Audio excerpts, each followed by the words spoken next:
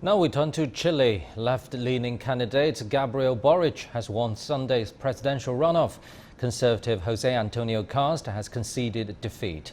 For more on that, let's cross live to our correspondent Joe Richards in Santiago. Joe, tell us more about how people in Chile are reacting to the result. Are they expecting a big change to the country's political landscape, which hasn't changed much in the past 3 decades?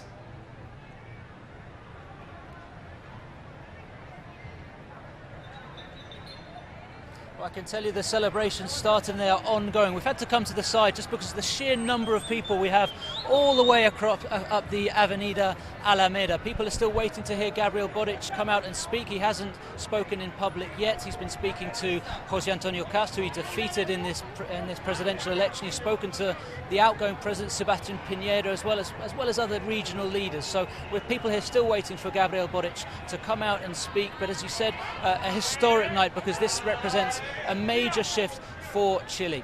Boric won perhaps by a larger margin than was expected, by 11 percentage points, taking 55% of the vote. That translates into 1 million votes, and let's just consider for a second that the total number of votes was 8 million this Sunday. So a major victory for Gabriel Boric, and that in turn gives him a mandate to act on what was really a very ambitious social project. Again, this is an important night for Chile because Boric very much someone outside the traditional ruling parties that have governed Chile for the last 3 decades. Boric now will look to change that.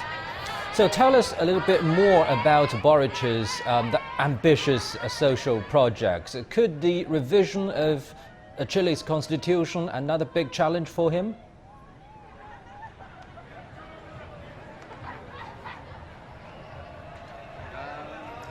You cut out there slightly, but I caught the part about the challenges, and of course there are numerous challenges facing Gabriel Boric. We mentioned his age, the youngest ever president voted in Chile.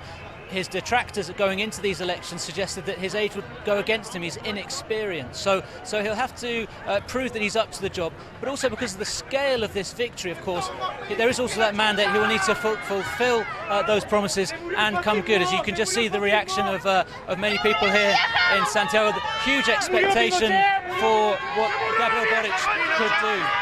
And so you can see great emotion here.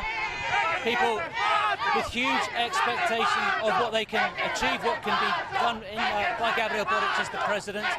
He will have to reach out, he will need to speak to the opposition, but as you can see this evening is all about celebrations here in Santiago, as it's a historic win for Gabriel Boric and Chile makes a major shift to the left.